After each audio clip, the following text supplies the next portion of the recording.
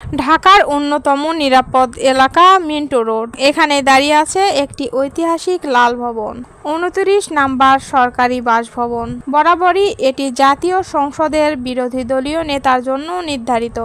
কিন্তু প্রশ্ন হলো, দীর্ঘ 25 বছর পর এবার কি আবার মুখর হবে এই বাড়ি?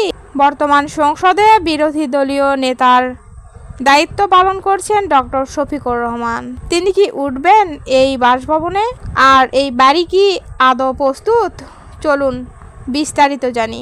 ব্রিটিশ আমলে নির্মিত এই 2 তলা লাল ভবনটি স্বাধীনতার পর জাতীয় সংসদের বিরোধী দলীয় নেতার জন্য বরাদ্দ করা হয়। সর্বশেষ এই বাড়িতে বসবাস করেছিলেন সাবেক বিরোধী দলীয় নেত্রী খালেদা জিয়া। 1996 সালে তিনি এখানে ওঠেন এবং 2001 সাল পর্যন্ত তার নামে বরাদ্দ ছিল। 2011 সালে আনুষ্ঠানিকভাবে বাড়িটি ছাড়ার পর আর কোনো বিরোধী দলীয় নেতা এখানে বসবাস করেননি। প্রায় 2.5 দশক ধরে বাড়িটি পড়েছিল অনেকটাই অযত্নে। আশেপাশে গাছপালা, পুরনো স্থাপনা, ব্যবহারের অনুপযোগী কক্ষ, সব মিলিয়ে যেন এক নীরব ইতিহাস। এবারের নির্বাচনের আগেই প্রধানমন্ত্রী ও বিরোধী দলীয় নেতার বাসভবনের সংস্কার শুরু হয়। সরজমিনে দেখা গেছে বাড়ির বাইরে কিছু অংশ অগ্রগতি দৃশ্যমান হলেও ভেতরে এখনো চলছে বেশ কিছু কাজ। নতুন গ্যারেজ নির্মাণ, অভ্যন্তরীণ সড়ক সংস্কার, নিরাপত্তা বেষ্টনী জোরদার, সিসিটিভি ও আধুনিক ব্যবস্থা স্থাপন, বৈদ্যুতিক ও কারিগরি উন্নয়ন। দীর্ঘদিন কেউ না থাকায় অনেক কক্ষের অবস্থা নাজুক হয়ে পড়েছে।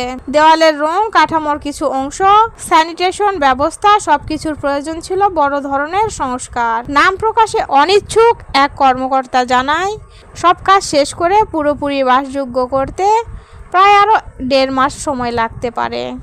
মিন্টো রোডকে বলা হয় মন্ত্রীপাড়া, কারণ আশেপাশেই রয়েছে গুরুত্বপূর্ণ অনেক সরকারি বাসভবন ও স্থাপনা।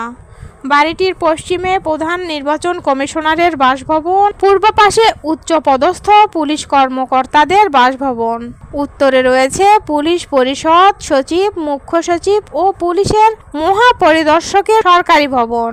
অল্প দূরে গেলেই গোয়েন্দা বিভাগ কার্যালয়। অর্থাৎ নিরাপত্তার দিক থেকে এটি ঢাকার অন্যতম সুরক্ষিত এলাকা। বর্তমানে বাসভবন ঘিরে নিরাপত্তা ব্যবস্থা আরও জোরদার করা হয়েছে। বাড়ির মূল ফটকে পুলিশ সদস্যের উপস্থিতি বেড়েছে। নতুন করে প্রবেশপথে নিয়ন্ত্রণ ব্যবস্থা স্থাপন করা হয়েছে। সংসদে বিরোধী দলীয় নেতার বাসভবন কেবল একটি বাড়ি নয়, এটি একটি সাংবিধানিক পদমর্যাদার প্রতীক। যদি ডক্টর শফিকুর রহমান এই বাসভবনে ওঠেন, তাহলে দীর্ঘদিনের স্থবিরতা কাটিয়ে আবার সক্রিয় হবে ঐতিহাসিক এই ঠিকানা।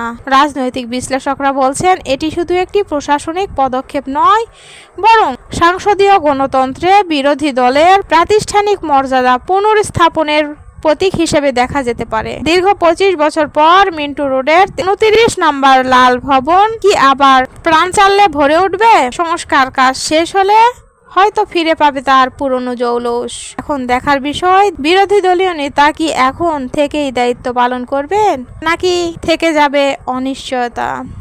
আপনার মতামত কি কমেন্টে জানাতে ভুলবেন না। ভিডিওটি ভালো লাগলে লাইক দিন, শেয়ার করুন এবং সাবস্ক্রাইব করুন।